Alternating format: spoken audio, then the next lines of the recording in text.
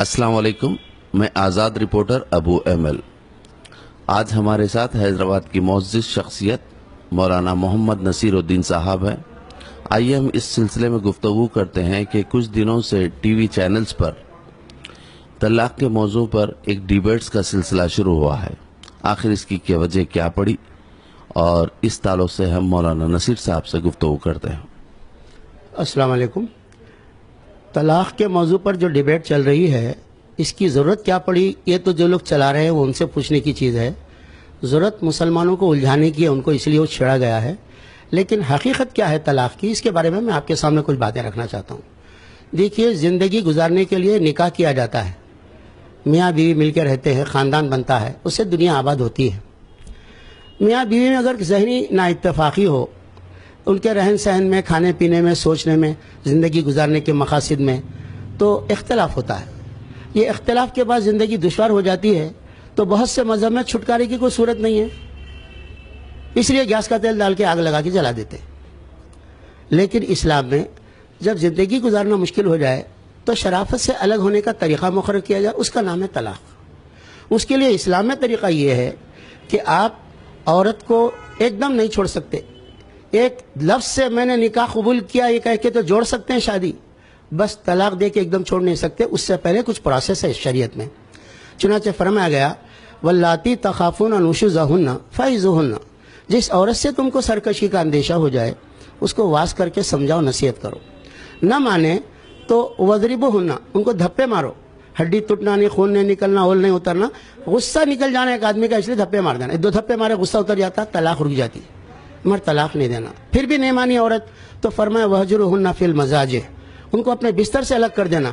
आखिर कितने दिन तक वो अपने ख्वाहिश को रोक के रखेंगे, अलग कमरे में सोएंगे, सॉरी प्लीज़ बोल के उन्हें मिल लेंगे, नहीं तो आप मिल लेंगे।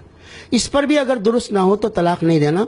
घर का मामला घर में तय करने के लिए औरत का एक ख़ानदान से एक इल्म वाले आदमी को, मर्द के ख़ानदान से एक इल्म वाले आदमी को बुलाकर घर में पंचायत बिठाना।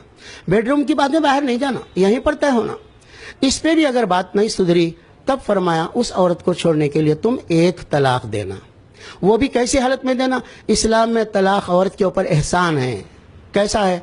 उस औरत को नापाकी की हालत में तलाक नहीं देना। क्यों? ये अय्याम के जो दिन होते हैं मंथली कोर्स, उसमें दिमाग एक जगह नहीं रहता, जिस्म एक जगह नहीं रहता, 8 दिन से एक दूसरे मिले नहीं रहते हैं, तो चिड़चिड़ापन मिजाज में रहता है। तो ये बीमारी की हालत में उसको तुम तलाक नहीं देना। वो नहा के पाक होने के बाद अगर तुम मुलाकात कर लिए, बिस्तर सो गए आप एक दूसरे के साथ, तो उसको हमल ठहर जा सकता है। तो जिस औरत को छोड़ना है उसके पेट में 9 महीने के लिए उसके बच्चे को छोड़ के आप क्यों तलाक देते आप? इसलिए वो पाक होने के बाद उससे मुलाकात किए बगैर एक तलाक देना। एक तलाक दे के भी घर से नहीं निकलना, अपने घर में रखना। कुरान में सूरह तलाक में मौजूद है, अस्किनुहुन्ना मिन हैसु सकनतुम मिन वुजदिकुम, जहाँ तुम रहते हो उसी जगह तुम उनको रखो। अपने घर में रखना, खाना, कपड़ा, इलाज, ज़रूरतें पूरी उनकी करना 3 महीने तक। क्यों? कि अल्लाह ताला फरमाए हो सकता है कि दिल तुम्हारा मायल हो जाए, हो सकता है उनका खुशू पे नादिम होने का उनका दिल मायल हो जाए। इस तरह से जुदाई को रोकने के लिए इस्लाम ने आखिरी स्टेप तक काम किया है, जहाँ इंसान की अकल नहीं जाती वहाँ तक काम किया है। अब ये 3 महीने में अगर दोनों दुरुस्त हो जाए तो मिल सकते हैं बगैर निकाह पढ़ाए। 3 महीने गुजर गए तो आप छोड़ सकते हैं, उस पर एक तलाक के जुदाई हो जा सकती है। जुदाई के बाद फिर अगर मिलना चाहे तो दोबारा निकाह पढ़ा सकते हैं नए महर के साथ। इस तरह से 2 मरतबा प्रोसेस गुजरने के बाद अगर तीसरी तलाक दिए तो दोबारा नहीं मिल सकते, ये बात है। लेकिन 3 तलाक एक साथ दे देना, उसका जहेज बेच लेना, उसका सामान खा जाना, उसको मार के जख्मी कर देना, उसके हुस्न जमाल को चकले लगा देना और बाहर के उसको बाहर निकाल देना, ये जो तलाक का सिस्टम कहीं कहीं चलता है वो गलत है। वो इस्लाम से उसका ताल्लुक नहीं है, जाहिल लोग हैं जो कर रहे हैं। इसलिए मुसलमान एक दूसरे को एजुकेट करना चाहिए कि तलाक कैसे देना चाहिए। अब आइए मैं आपको ये बताता हूँ एक बात। ये 3 तलाक देने का रिवाज भी मुसलमानों में दूसरों से कम है। मुसलमानों में 5% तलाक होती है, उससे ज्यादा नहीं होती। जबकि 23% बगैर तलाक के, बगैर शोहर के मुअल्लक जिंदगी गुजार रही गैर मुस्लिम औरतें। शादी हो गई, निभाव नहीं हो सक रहा है, कोर्ट को गए तो तलाक जल्दी नहीं होती, 8-8 साल लगते हैं। कितने लोगों के केसेस हमको मालूम है। इसलिए वो लोग, शोहर अलग घर में रहता है, बीवी भी कमाती अलग घर में रहती है। आप उनके बारे में सोचिए जो 8-8 साल बगैर शोहर की औरतें जिंदगी गुजार रही हैं।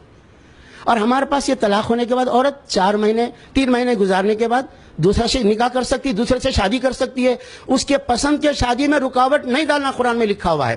اور طلاق دے کے بھیجتے وقت اس کا لایا ہوا سامان دے دینا، اپن دیے سو سامان دے دینا، زیور دے دینا، سب دے کے تحفہ دے کے بھیجو. قرآن میں لکھا ہوا ہے طلاق دے کے مار کے بھیجو نہیں، تحفہ دے کے بھیجو. وَلِلْمُطَلَّقَاتِ مَتَاعٌ بِالْمَعْرُوفِ حَقًّا عَلَى الْمُتَّقِينَ.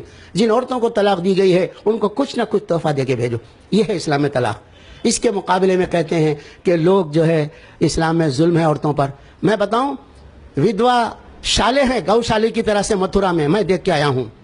پہلے تو آپ کے پاس طلاق نہیں ہے غیر مسلموں کے پاس، اب انہوں نے بھی لے لیا ہے ڈیورس کا ایک سسٹم، اپنا لیا انسانوں کے حالت سے، تو وہ ڈیورس کے بعد وہ دوسری شادی نہیں کر سکتی. اور آپ کو معلوم ہی ہے وہ ڈیورس کے بعد کوئی آدمی مر گیا تو اس کے بعد عورت بھی دوسری شادی نہیں کر سکتی.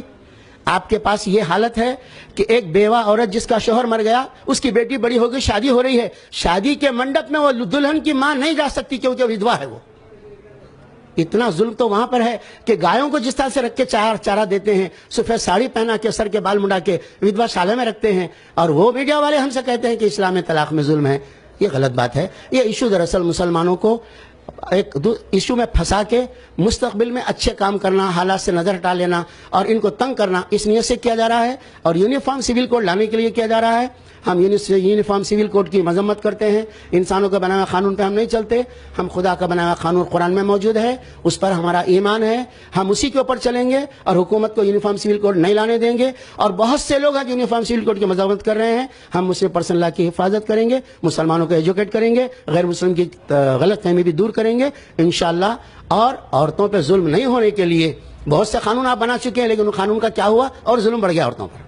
اس لیے بہتر یہ ہے کہ پرسنل لا کے ایشو میں، طلاق کے ایشو میں میڈیا والے اس کو اچھالنا بند کر دیں. اس لیے کہ میڈیا اس ایشو کو اچھالتا ہے اور ایسے لوگوں کو لا کر پیش کرتا ہے جو اس کی پوری معلومات بھی نہیں رکھتے، تو اس کے ذریعے سے اور غلط فہمی بڑھتی ہے.